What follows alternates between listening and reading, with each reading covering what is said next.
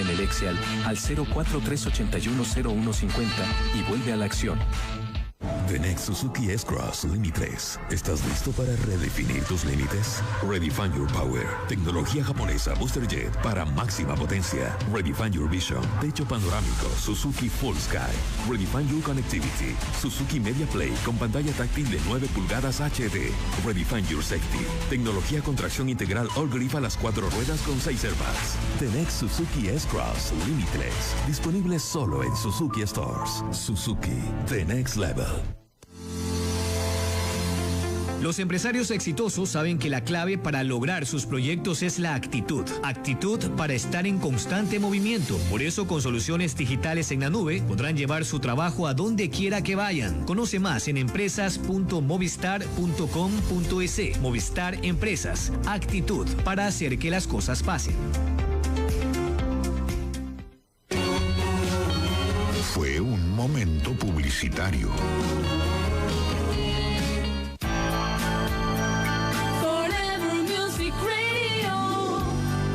La música y tú hacen la mezcla perfecta. Eternamente musical.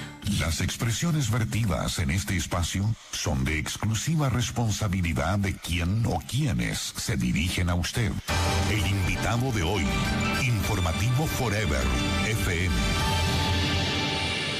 8 de la mañana, 5 minutos. Le damos la bienvenida vía Zoom a Neomar Hernández, periodista venezolano, magíster en ciencias políticas, con quien vamos a conversar algunos temas de mucha importancia, como la crisis migratoria en Estados Unidos, la situación que vive Israel y preocupación por la crisis de gobernabilidad en Latinoamérica en general. Neomar, Washington Delgado lo saluda, bienvenido, muy buenos días, gracias por atendernos.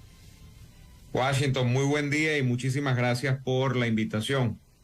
Bien, acá en Ecuador, estamos en Guayaquil, hemos celebrado la independencia de Guayaquil del yugo español, estamos hablando de 203 años, y siempre nos preguntamos qué hemos aprendido, qué hemos puesto en práctica en Latinoamérica en general con nuestra libertad, Neomar. ¿Qué opina usted de la situación que vive Latinoamérica en estos días? Pues Latinoamérica, digamos, lo que vive situación muy apremiante desde hace, no digamos que pocos días. Lamentablemente la oleada iniciada con Hugo Chávez en el año 99 en mi país, Venezuela, y que se extendió progresivamente hacia otras latitudes de nuestra región, nos ha llevado a muchos momentos de crisis, y yo creo que justamente mi país es un testimonio vivo de ello, con lo que significa la salida, digámoslo en números redondos, de cerca de 1/3 de la población total que componía Venezuela hasta hace unos años. Eso no es fortuito, yo creo que eso es sumamente ilustrativo y a la vez pues denota cuánto daño se ha hecho en el caso de Venezuela, pero también cuánto daño ha hecho lo que podríamos llamar la oleada chavista, ¿no?, en la región. Yo creo que ustedes en Ecuador incluso también lo han padecido a su modo, pero han sabido sortearlo también. Pero bueno, esto es una amenaza permanente. En nuestro caso en Venezuela no es una amenaza, es una realidad que tiene ya cerca de 23 años, 24 años para ser justos. Y bueno, eso ha llevado a la región a unos niveles de atraso, por cierto, empatándolo con lo que usted dice, del proceso de independencia, pues llevamos algunos países un proceso de atraso que bien podía circunscribirse a un atraso de 150, 200 años, donde se han desaparecido instituciones, donde el poder civil ha quedado sojuzgado por militares, o sea, donde hemos retrocedido bastante, si nos ponemos a verlo pues de una manera amplia en los últimos tiempos en la región. Neomar, sí, cuando uno hace periodismo, ¿no?, y usted como periodista venezolano, también nosotros periodistas ecuatorianos, siempre nos preguntamos en la parte sociológica, psicológica, para tratar de entender las razones, los porqués. ¿Cómo piensa usted que es que los líderes venezolanos, que originalmente con Hugo Chávez hablaban de eliminar la pobreza, de plantear una política antiimperialista, lo que hizo Fidel Castro y lo que está viviendo también Cuba, pero es que ellos no se dan cuenta de que sus acciones más bien han llevado a más pobreza, a una migración increíble cuando Venezuela es un país tan rico con tantos recursos naturales, sobre todo las reservas petroleras? ¿Se dan cuenta ellos o por qué cree que insisten en esas ideologías?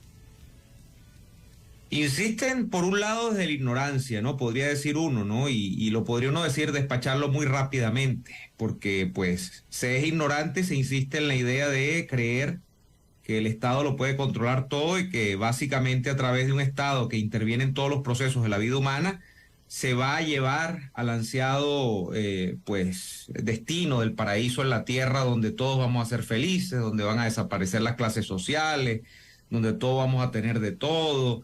Esta quimera, eso no existe, eso no ha pasado así en ninguna parte. Pero por otro lado, Washington, yo diría que apartando la ignorancia, hay también mucha premeditación y mucha mala intención en un modelo que sí es bastante efectivo para ejercer control político sobre las sociedades. Son estos modelos semi o cuasi totalitarios del siglo XXI que tienen su casa matriz en la Cuba castrista, pues que arranca esa triste historia a partir del año 59.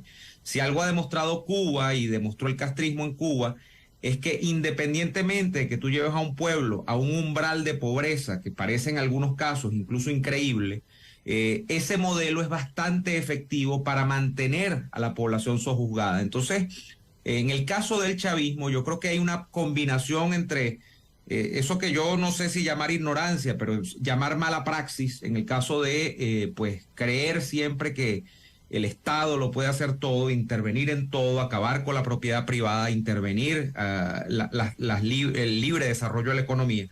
Pero, bueno, y por supuesto disolver a la oposición, disolver las instituciones, todo lo que ya conocemos. Pero por otro lado, sí hay una buena praxis de lo malo, en este caso de la doctrina o de los planteamientos que han sido puestos en marcha en principio en Cuba, porque estos planteamientos permiten, y así lo demuestran décadas de dominación del castrismo en Cuba, que una sociedad pueda vivir, o mejor dicho, sobrevivir sojuzgada, prácticamente pues con $1 o $2 al día. Así viven este tipo de sociedades. Saskia. Neomar, muy buenos días. Bueno, uno de los problemas también que se nos ha presentado a nosotros como país, como ecuatorianos, lamentablemente, es la movilidad humana, ¿no? Justamente son muchos los ecuatorianos que están migrando ahora a Estados Unidos por muchos motivos. Cuando uno ha podido conversar con algunos de ellos y conocer sus historias, hablan por el tema de la pobreza, de la inseguridad. Pero ¿cómo mejorar esto, no? Cuando llegamos a un punto en que pudimos decir, bueno, estamos un poco estables, ya no se está dando tanta migración, pero lamentablemente ahora vemos que se están yendo.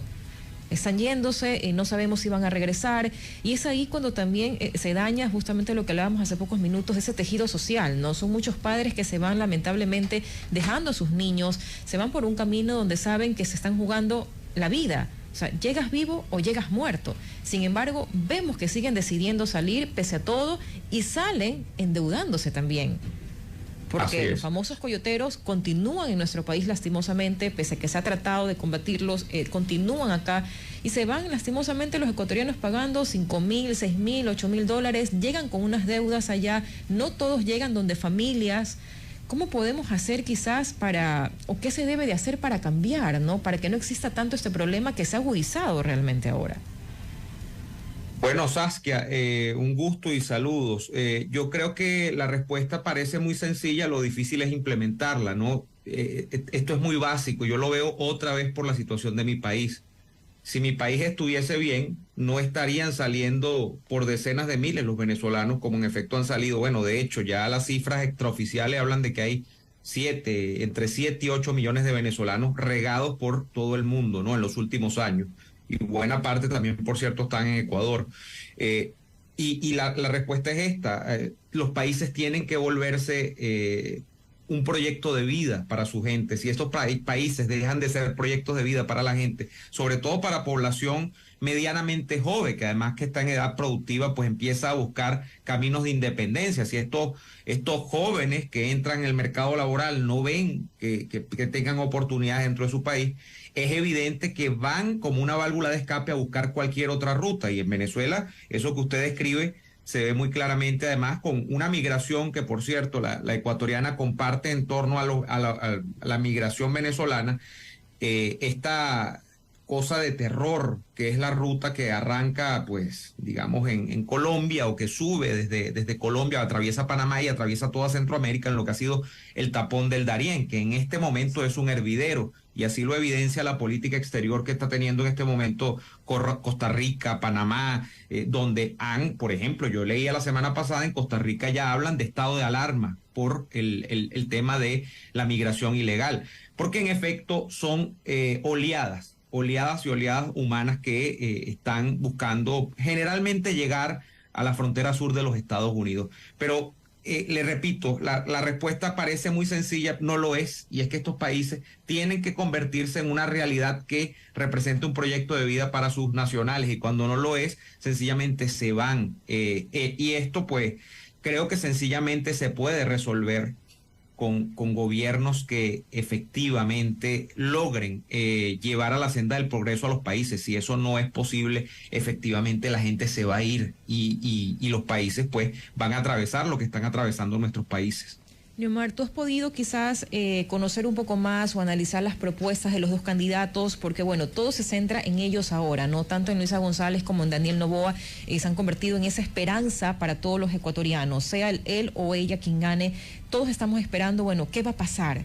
¿Realmente van a generar ese cambio? ¿Van a poder ejecutar esas propuestas? De lo que tú has podido leer de las iniciativas que ellos han compartido a los diferentes ecuatorianos, ¿tú crees que se podría ejecutar y realmente poder llegar a quizás frenar un poco esta ola de migratoria? Yo, por lo que entiendo, y lo digo con mucho respeto como venezolano, de lo que está ocurriendo en Ecuador, todo pasa por unos picos inéditos de criminalidad. O sea, en Ecuador verdaderamente, y además esto lo entiendo muy claramente porque en Venezuela literalmente nosotros hemos perdido porciones del territorio que el chavismo ha cedido a lo que llaman megabandas o grupos criminales que han logrado una dimensión tan gigantesca, que son grupos que controlan porciones. Por ejemplo, hay una del territorio, hay un estado en Venezuela, hasta el norte de Venezuela, que se llama el estado Aragua.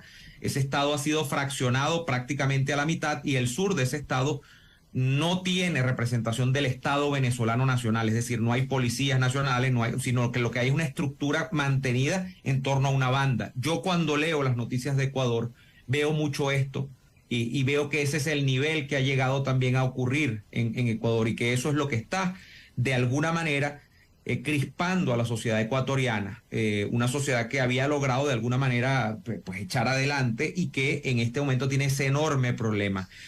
Desde mi modesto punto de vista, pues yo le deseo el éxito a los ecuatorianos, por supuesto que siempre le deseo el éxito a los ecuatorianos, que además también han recibido a tantos venezolanos, y me consta, tengo incluso familia en Ecuador, yo, casualidad, y el caso es que lo que sí podría decir con mucho respeto, desde luego también, es que no deseo que al Ecuador vuelvan las políticas de Rafael Correa. No sé si este es el caso de lo que está planteando la señora González directamente, pero entiendo que es la candidata de Correa.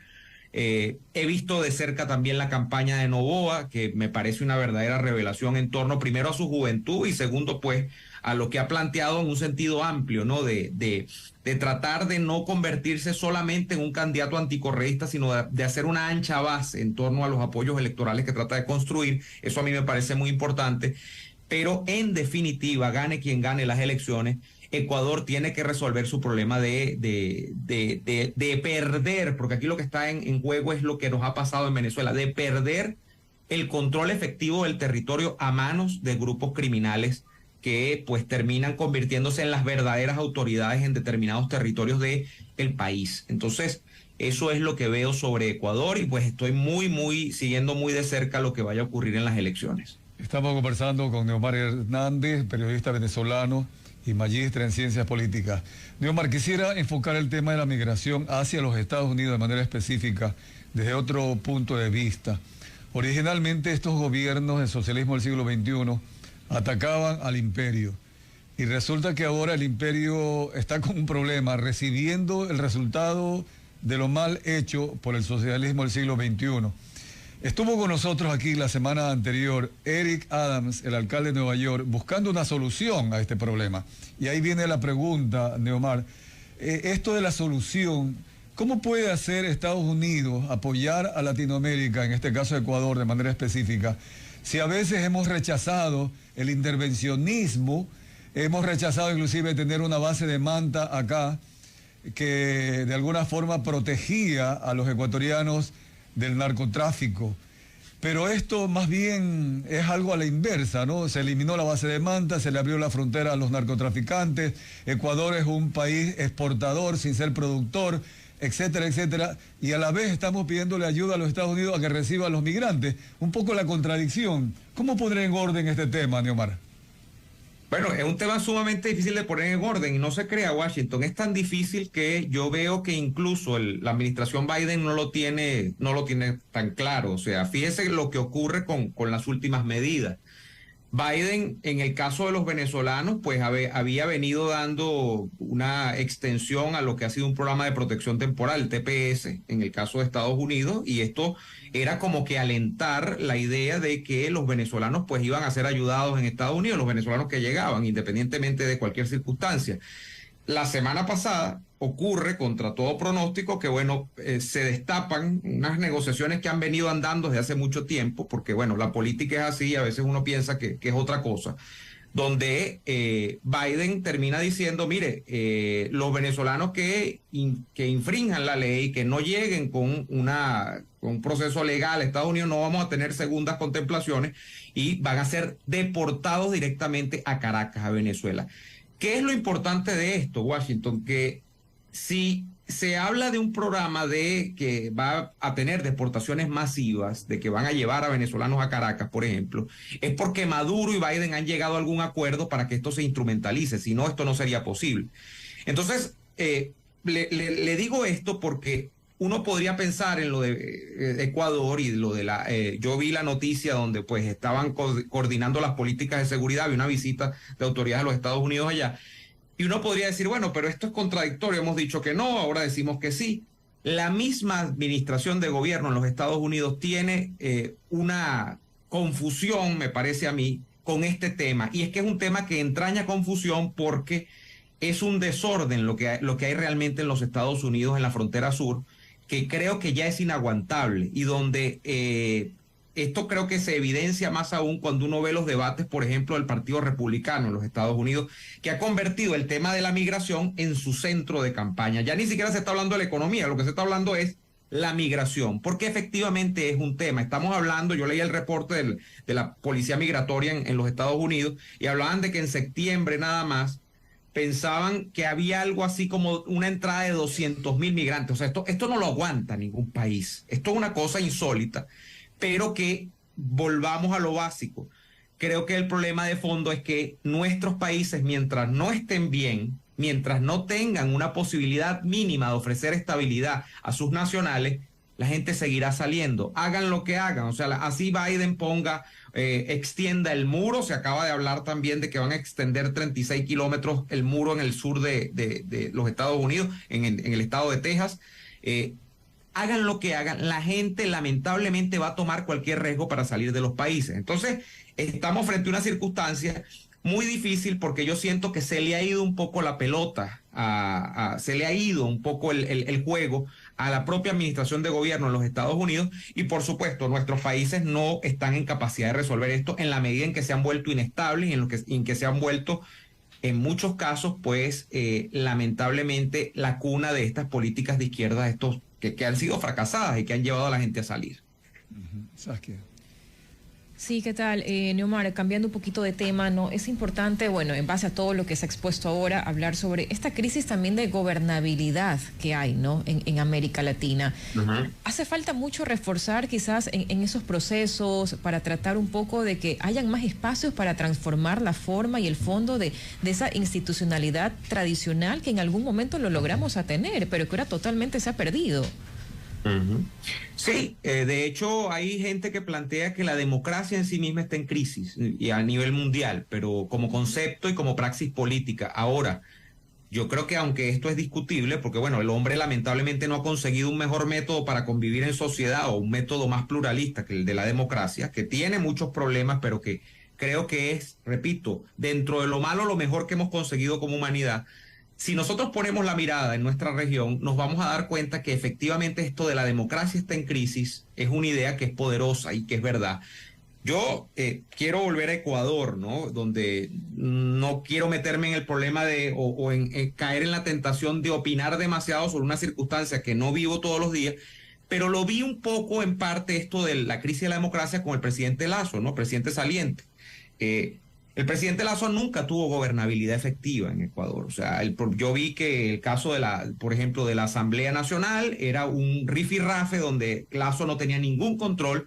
Fue un gobierno con una sustentación muy débil, un gobierno que si me lo pregunta, pues no, yo creo que tenía muy buenas intenciones, pero que nunca pudo llegar a término porque, bueno, precisamente le ha llegado este fenómeno de la criminalidad, pero donde además hay una dispersión de los partidos políticos, los mismos partidos políticos están en crisis a nivel mundial también, y donde hay un elemento muy importante que refuerza la crisis de la democracia, que es los pocos escrúpulos de la izquierda, y hablo nuevamente de esta izquierda incubada en chavismo, para actuar y para de alguna manera dinamitar a la democracia, cosa que no tienen, no vamos a decir las derechas, sino cualquier cosa que no tenga que ver con el chavismo, porque a veces no es solamente derecha, a veces son políticos, yo diría hasta asexuados o que son de centro, lo que usted quiera decirle, son políticos que no son prácticamente conservadores o liberales de derecha, lo que usted quiera decir, pero que no son de izquierdas y que se terminan viendo muy débiles porque le faltan las agallas que lamentablemente tiene la izquierda para ir hasta el final con cualquier cosa,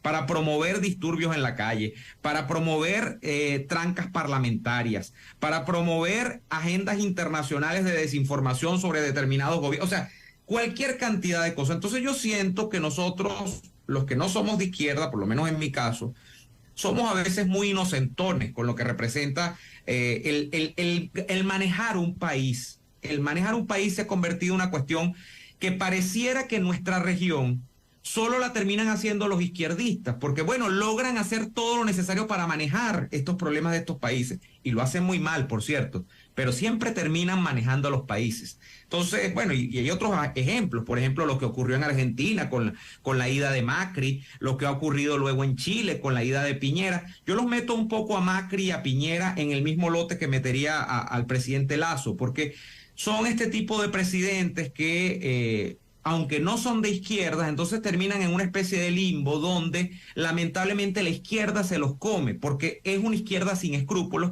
y a estos políticos parece que les sobran escrúpulos, o no sé qué es lo que ocurre, pero eso es lo que yo veo, eso es lo que a mí me da la impresión que ocurre. Omar, pero también hay que agregarle algo más, que parte de la derecha que hace oposición al gobierno de derecha prefiere unirse a la izquierda cuando sus intereses personales también están por medio, están en juego. Bueno, lo cual es una miopía terrible, Washington. Si usted mira cómo actúa la izquierda prefiere siempre priorizar el enemigo en común a priorizar la agenda personal. Es lo que yo he visto. O sea, las izquierdas han actuado con un espíritu de cuerpo en nuestra región que es, yo lo diría desde el punto de vista incluso alguien que no es de izquierda, es envidiable, donde siempre ponen o anteponen el objetivo, que es la permanencia en el poder o conquistar el poder cuando no están en el poder, que estar priorizando cuántos diputados voy a tener, cuántos ministros me van a dar en el gobierno o cuántas políticas voy a lograr avanzar en el gobierno. No, ellos anteponen el objetivo macro general, es lo que yo veo. O sea, puede tener algún tipo de matices. Por resultados es así, Neomar. Han utilizado a esa disidencia de derecha para sus propias conveniencias. Ahora, para concluir y llevarlo un poquito a nivel macro, acá en Ecuador estamos con el tema de la dolarización. Y es bastante llamativo el hecho que la candidata del correísmo dice que va a defender la dolarización. Pero si esto lo llevamos a nivel internacional, Rafael Correa, el asesor principal de Luisa González, participó hace pocos días en Puebla para desdolarizar con un grupo de líderes de izquierda, justamente utilizando a los de la derecha en la práctica, desdolarizar al mundo, y también están proponiendo la desglobalización, es decir, volver atrás, no sé si al siglo XIX, pero en la práctica esto significa que la controversia va de largo y la unidad, el orden y la paz en Latinoamérica está muy lejana y cada vez será mucho más lejana si la izquierda sigue ejerciendo su hegemonía, Neomar. Washington, lo que usted refiere es un episodio de una reunión en México, que es la reunión del Grupo de Puebla. Y hay gente que no sabe lo que es el Grupo de Puebla. El Grupo de Puebla, que es una especie de sucedáneo del Foro de Sao Paulo, que es un grupo, digamos, creado en el año 91, donde fundamentalmente Lula da Silva y Fidel Castro llegan a la idea, con el Foro de Sao Paulo, de que no hay necesidad de seguir, por ejemplo, promoviendo guerrillas, porque ya esto estaba de moda en los años 90, de que no hay que insistir en la lucha revolucionaria armada, sino que hay que meterse a través de la democracia. Y entonces es cuando comienzan a llegar, el primero que llega es Chávez, año 99, después llegará Lula, después llegará Correa, después llegarán así en cadena, ¿no? Siempre por la vía del voto y luego a través de la vía democrática destrozan las instituciones de la democracia. Pero bueno, eso es el Foro de Sao Paulo. Luego el Foro de Sao Paulo cae como en una especie de devaluación, digámoslo así, y aparece un grupo que es el que usted ha citado, que es el Grupo de Puebla, que trató como de moderar su imagen internacional, diciendo que no era izquierda radical, que no, que ahí era lo que había una reunión de personalidades, donde por cierto está el expresidente Correa, donde está Ernesto Samper por Colombia, por cierto, algo que parece más un internacional del crimen que otra cosa, porque Correa yo entiendo que está requerido por la justicia en Ecuador, y Samper fue un hombre señalado en su momento por recibir dinero del narcotráfico cuando fue presidente en Colombia en los 90, y que por cierto ha incorporado también este Grupo de Puebla a Delcy Rodríguez, que es la canciller de Maduro, que es una mujer requerida también, sancionada internacionalmente. O sea, usted ve cómo en ese grupo se ha venido pues haciendo lo que le decía ahorita, que es construir desde la izquierda lo que no tiene la derecha, que es una internacional, que es una alianza regional, incluso mundial, porque ahí está Zapatero también, el español. O sea, ahí están una cantidad de personas que trabajan en un mismo fin, con un mismo norte, que son fines deleznables, que son fines terribles, que son fines para seguir empobreciendo a los países y atrasándolos, pero es lo que no tiene la derecha, que es un punto de unión mínimo para de alguna manera crear las condiciones para hacerle frente a esta izquierda que actúa unida. Entonces, claro, ¿cuál es el programa que se plantea allí? Pues lo de siempre, va a ser el antiimperialismo, va a ser que los países están empobrecidos por las oligarquías, que el Estado tiene que intervenir. Yo no sabía que se había planteado la desdolarización, pero bueno, una cosa que es terrible además, porque fíjese, es tan absurdo plantear la desdolarización que en Venezuela, donde el dólar no es oficial, lo que se mueven son dólares en la calle, o sea, porque cuando tú desplumas la moneda, lo que termina quedando es una moneda fuerte, y eso es lo que nos ha pasado en Venezuela, donde, repito, el dólar no es oficial, pero es lo que usted ve en la calle. Todo el mundo trabaja con dólares en Venezuela, así como ustedes tienen el dólar en Ecuador. Entonces, este retraso o esta permanente búsqueda del atraso es lo que va a hacer la izquierda siempre. Pero recuerde esto, lo va a hacer unida y va a remar en ese objetivo. En cambio, la derecha, pues, siempre se disgrega en el camino, se pierde en el paisaje y le pasan cosas en el camino. Lamentablemente, Washington. Entonces, la controversia será para largo y la izquierda unida será más fuerte que la derecha. Yo creo que el panorama es bastante triste, Neomar Hernández. Gracias por haber estado con nosotros el día de hoy, pero vamos a seguir trabajando porque la ciudadanía tiene la opción de saber elegir. Muchas gracias, Neomar. Muchas gracias. Washington, Saskia, muchísimas gracias por la invitación y un gran abrazo desde Caracas. Gracias, muy amable. Un abrazo también. Vamos a la pausa comercial.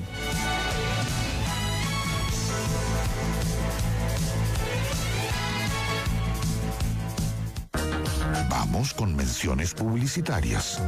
Todo en su informativo FM 92.5 Forever.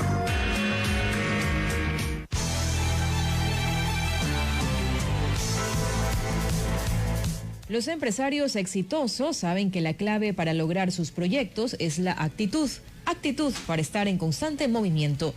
Por eso, con soluciones digitales en la nube podrán llevar su trabajo a donde quiera que vayan. Conoce más en empresas.movistar.com.es. Movistar Empresas, actitud para hacer que las cosas pasen.